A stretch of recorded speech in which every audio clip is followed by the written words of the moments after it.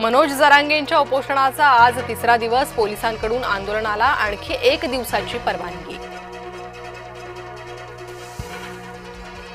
मुंबईत आजही मराठा आंदोलकांची गर्दी. सीएसएमटी परिसरात आंदोलकांनी रस्ता अडवला. रस्त्यावर झोपून गाड्या अडवल्या.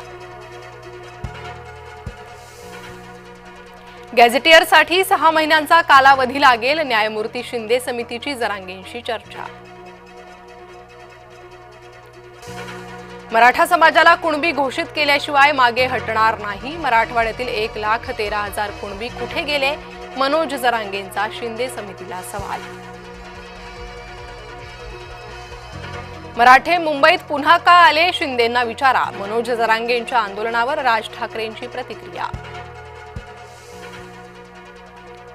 तुमचे 11 आमदार सोडून गेले ते पहा. राज ठाकरेंच्या वक्तव्यावर जरांगेंची टीका.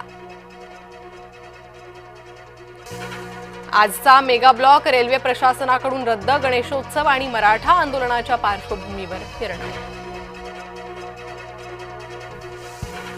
पुण्याच्या शिक्रापुरात सातारा शहर पोलिसांवर हल्ला. अटक करण्यासाठी गेलेल्या पोलिसांवर आरोपीचा हल्ला. हल्लेखोराचा सातारा पोलिसांकडून एन्काउंटर. भिवंडीत खाडी किनाऱ्याजवळ तरुणीचं शीर आढळल्यानं खळबळ. मृत तरुणीचं वय अंदाजे 25 ते 28 वर्ष असल्याची माहिती. धुळे शहरासह जिल्ह्याला पावसानं झोडपलं. जिल्हा सामान्य रुग्णालय परिसरात पाणी साचलं. रुग्णांसह नातेवाईकांचे हाल. मृतदेहाच्या अंत्यविधीसाठी जीव धोक्यात घालून गावकऱ्यांचा प्रवास. बीडच्या वडवणीमधील उपळी ग्रामपंचायतीतील प्रकार. संभाजीनगरमध्ये जीव धोक्यात घालत कार चालकाची स्टंटबाजी. नदीपात्रावरील धोकादायक पुलावर चालवली गाडी. जम्मूमधील रियासीमध्ये भूस्खलन. रियासीमध्ये ढिगाऱ्याखालून 7 मृतदेह बाहेर काढले. तर रामबनमध्ये ढगफुटीमुळे 3 जणांचा मृत्यू. 2 जण बेपत्ता.